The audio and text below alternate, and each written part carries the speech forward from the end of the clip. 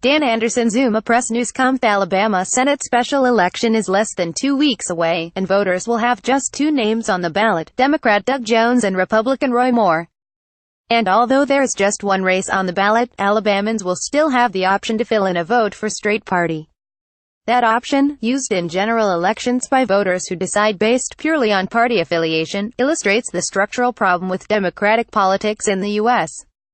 Revelations about Roy Moore over the last month concerning accusations of inappropriate UAL contact with minors in the 1970s, which led many high-profile Republicans to rescind their endorsements, have left many Republican voters unenthusiastic about their choices. Although the state Republican Party could withdraw Moore's name, meaning if he won, the election would not be valid, election law prohibits the replacement of a name less than 76 days before the election. Even worse, independent and third-party candidates had to file by August 15, nearly 4 months before the election. There are at least 4 write-in candidates vying to provide voters another option in the special election, the most prominent of them being Lee Busby, a Marine colonel who was an aide to John Kelly when he served in Iraq. I have no idea if the allegations against him true or not, but I don't see anything within his experience as a judge that qualifies him for the job, Busby said of Moore to the Daily Beast. Alabama is not happy with the two choices we have down here. They are not appealing. None of these is more than an afterthought, leaving the democratic process in Alabama will be unresponsive to voter demand.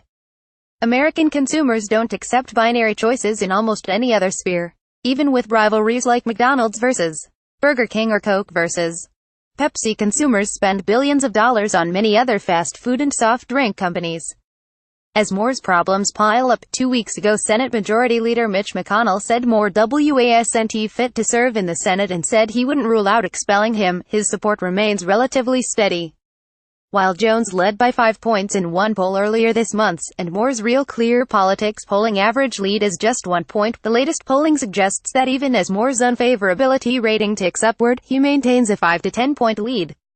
Conservatives concerned about the crass turn the Republican Party has taken, like those at the National Review, say Moore never should have received the nomination. The Democrats' reticence to make an example of either Sen. Al Franken or Rep. John Conyers could be helping Moore hold on to support. Both have been accused of UAL harassment by multiple women, and their resignations or expulsions would not put their party's control of their seats at immediate risk.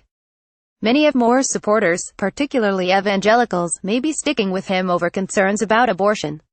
At National Review, Alexandra DeSanctis describes Jones as an abortion zealot. In the end, the vast majority of Alabamans who bothered to vote, and it won't be a lot of them, fewer than 600,000 of the more than 3 million registered voters in the state came out for the primary, and the general is less than 2 weeks before Christmas, will go with Moore or Jones. It's not hard to imagine partisan politics eventually resembling the 1996 Halloween Simpson scene where, faced with the prospect of choosing between two space aliens in control of Bill Clinton and Bob Dole, voters still refuse to consider a real human, Ross Perot. While some progressives argue for compulsory voting, were none of the above available, many political offices might remain vacant. How little voting matters, as Catherine Mangawert explains, makes the predicament all the more disheartening. Moore is a deeply flawed candidate many conservatives will say they feel compelled to vote for because the other option is a Democrat. It represents a huge moral compromise for the smallest payoff. If government didn't have so much control over us, the clowns we send to Washington wouldn't matter. So long as it does, voting, especially for a choice outside two such badly flawed major parties, remains vital.